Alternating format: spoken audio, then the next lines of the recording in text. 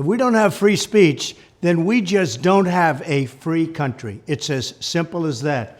If this most fundamental right is allowed to perish, then the rest of our rights and liberties will topple, just like dominoes, one by one. They'll go down. That's why today I'm announcing my plan to shatter the left-wing censorship regime and to reclaim the right to free speech for all Americans. And reclaim is a very important word in this case because they've taken it away. In recent weeks, bombshell reports have confirmed that a sinister group of deep state bureaucrats, Silicon Valley tyrants, left-wing activists, and depraved corporate news media have been conspiring to manipulate and silence the American people.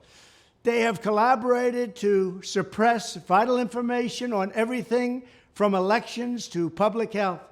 The censorship cartel must be dismantled and destroyed, and it must happen immediately. And here's my plan. First, within hours of my inauguration, I will sign an executive order banning any federal department or agency from colluding with any organization, business, or person to censor, limit, categorize, or impede the lawful speech of American citizens.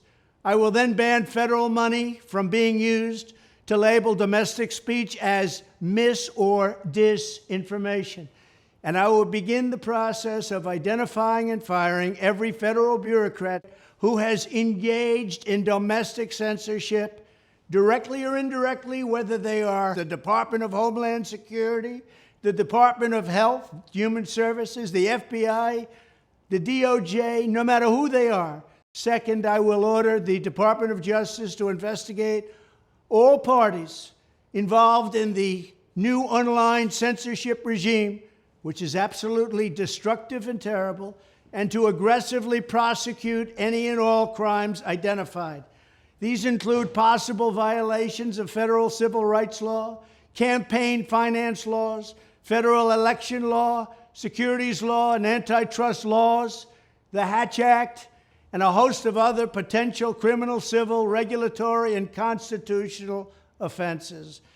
To assist in these efforts, I am urging House Republicans to immediately send preservation letters, and we have to do this right now, to the Biden administration, the Biden campaign, and every Silicon Valley tech giant, ordering them not to destroy evidence of censorship. Third, upon my inauguration as president, I will ask Congress to send a bill to my desk revising Section 230 to get big online platforms out of censorship business.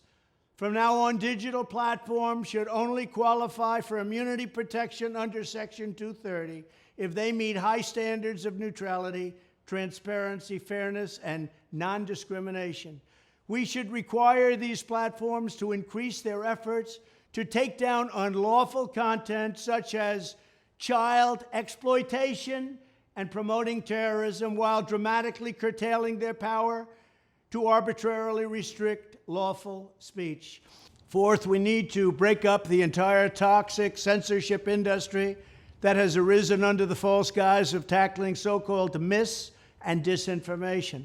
The federal government should immediately stop funding all nonprofits and academic programs that support this authoritarian project.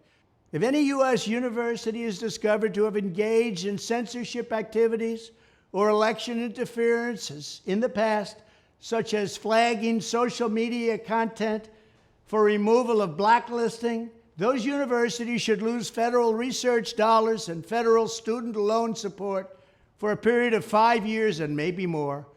We should also enact new laws laying out clear criminal penalties for federal bureaucrats who partner with private entities to do an end run around the Constitution and deprive Americans of their First, Fourth, and Fifth Amendment rights. In other words, deprive them of their vote.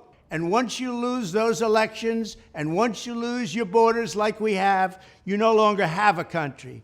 Furthermore, to confront the problems of major platforms being infiltrated by legions of former deep staters and intelligence officials, there should be a 7-year cooling off period before any employee of the FBI, CIA, NSA, DNI, DHS, or DOD is allowed to take a job at a company possessing vast quantities of U.S. user data.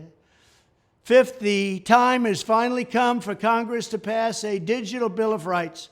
This should include a right to digital due process. In other words, government officials should need a court order to take down online content, not send information requests such as the FBI was sending to Twitter.